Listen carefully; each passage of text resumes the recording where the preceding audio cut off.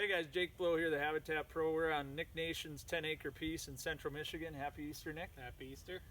Now you can tell from the side there by Nick, we got a Habitat hook over here. Nick designed and created and builds, manufactures, does everything with the Habitat hook. And why don't you tell guys how you got started in this and why you designed that one the way you did, and just take us through your whole process there. Well, it started back in about 2011 time frame. I got involved in some habitat work through some friends that started doing it, turned me on to it, and hinge cutting was one of the main aspects of one of the tools to improve your property. So my first attempts at hinge cutting were terrible. The hinges didn't stay together.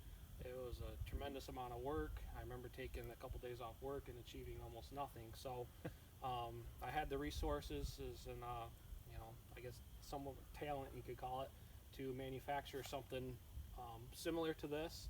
The concept is the same, but it was a very crude design back then, and over time it's evolved into what you see here. This is the aluminum model. I also have some steel ones that are round too, but it has the push point and they have the pull teeth there.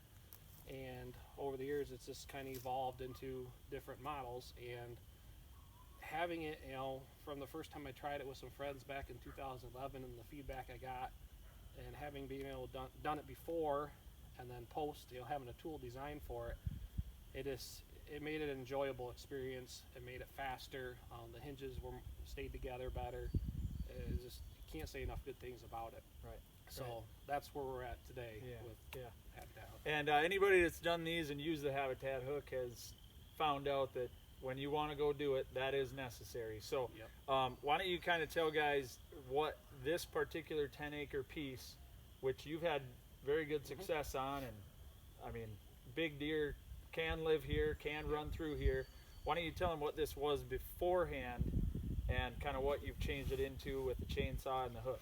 Yep, so it's only a 10-acre parcel that I live on. The house sits right in the middle.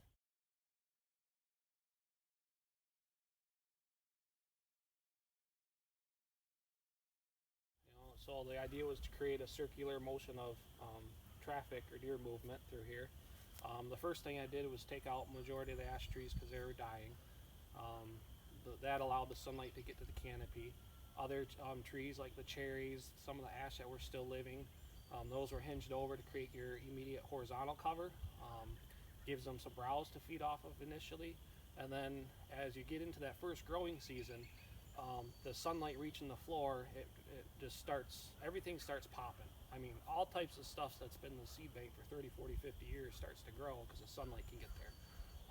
From that time on, the deer immediately started to key in on this property. It's not a large enough property to hold a lot of deer. It holds does. I do have a couple doe groups that stay here year round until the heart of winter they feed off somewhere else. But like right now, we're in the spring, they're already back here. They're starting to pick out their bedding areas. And when it gets to the pre-rut and it gets around that time when the bucks start seeking the does, that's the time to hunt. I pass does every sit. I mean, it's fun. It becomes, when you start doing a habitat, you get a lot of interest in just watching the deer. My son took his first deer right off the backside of the house, just inside the woods last year. I missed one of my second largest bucks ever out here. I'm in year 5, and the wildlife and deer that I've seen is just by doing some hinge cutting and allowing that sun to get in here has improved the property tenfold. Now we're going to take a look around at some of Nick's key areas, but what we're kind of going to do is try to say, okay, here's where we started. We're going to take the loop around that a buck would probably take, looking for scent to get him locked in on some of your thicker areas and get in there and try to nose a doe a little bit.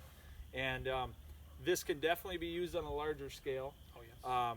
I've seen this used in pieces, meaning your 10-acre piece in several places on a larger property, but you have confidence to hunt here that you are going to see, probably at least on camera, if not while on stand, the majority of the mature bucks in the area are going to come through here at some point, which is kind of your goal with this particular property. And we're kind of going to show you things, guys, how thick it can be with a hook and a chainsaw, and how Nick sets this up to kind of hunt from the house out, and we're gonna have some fun today.